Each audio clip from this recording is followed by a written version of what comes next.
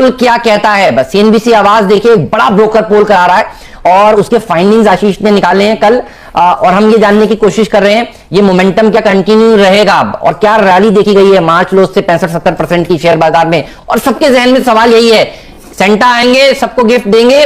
आशीष, आपका पोल क्या कहता है? शुरुआत। दोस्तों, यदि आप लोग बाजार में ट्रेडिंग या निवेश करते हैं और अभी भी ब्रोकरेज के नाम पर अपनी हजारों रुपए बर्बाद कर रहे हैं तो अब बदलिए और देश के सबसे अच्छे, बड़े और सबसे भरोसेमंद ब्रोकर जीरोधा के साथ जुड़िए, जहां पर आपका ब्रोकरेज कुछ भी नहीं लगेगा। ब्रोकरेज लगेगा तो सिर्फ इंट्राडे ट्रेड में, वह भी सिर्फ 20 रुपए। तो दोस्तों, अकाउंट ओपनिंग की लिंक डिस्क्रिप्शन में है, जाइए और लिंक पर क्लिक करके जीरोधा में अपना अकाउंट ओपन कराइए। बिल्कुल, आपने मार्च के लो से रिकवरी की बात की और उसमें भी हाईलाइट हेमंत लास्ट दो सीरीज, अक्टूबर में निफ्टी 8% और उसके बाद नवंबर वायदा में तो हमने 11% का निफ्टी में उछाल आता हुआ देखा। तो ऐसे में सबके जहन में यही सवाल है कि दो back to back strong series के बाद दिसंबर हमारे लिए क्या लेकर आएगा, व्हाट्स इन स्टोर। और सबके जहन में कई सारे सवाल हैं दिसंबर को लेकर।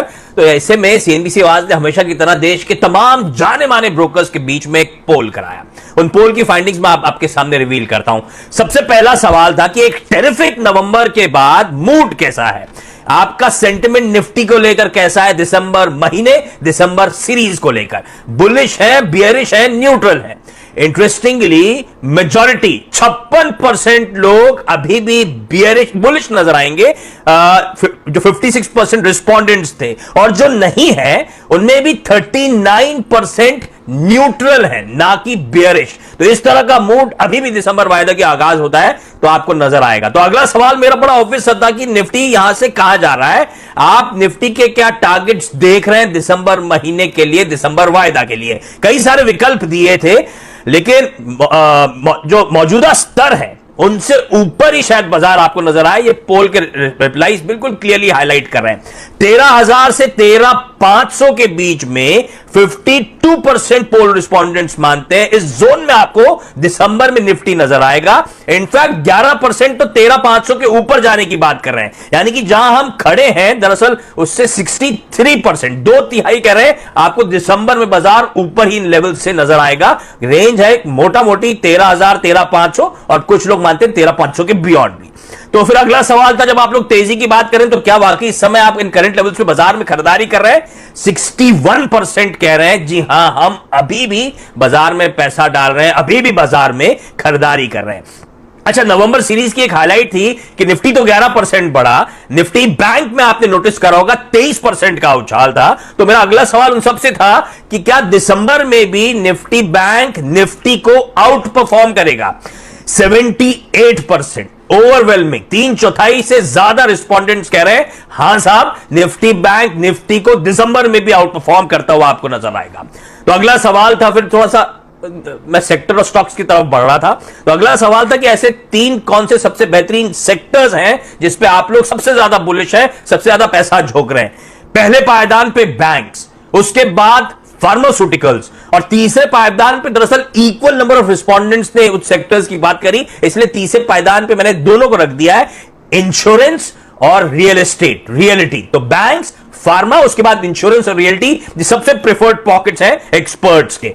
तो अब जरा और कोर बात कि निफ्टी 50 यूनिवर्स थोड़ा सा मुझे छोटा रखना पड़ता है ताकि रिस्पॉन्स मिले सबके। तो निफ्टी 50 का जो यूनिवर्स है उसमें से आपकी टॉप 2 या 3 सबसे प्रिफर्ड पिक्स कौन सी हैं, उनको जब कोलेट करा तो सबसे प्रिफर्ड बेट इस दिसंबर वायदा के लिए है आईसीआईसीआई बैंक।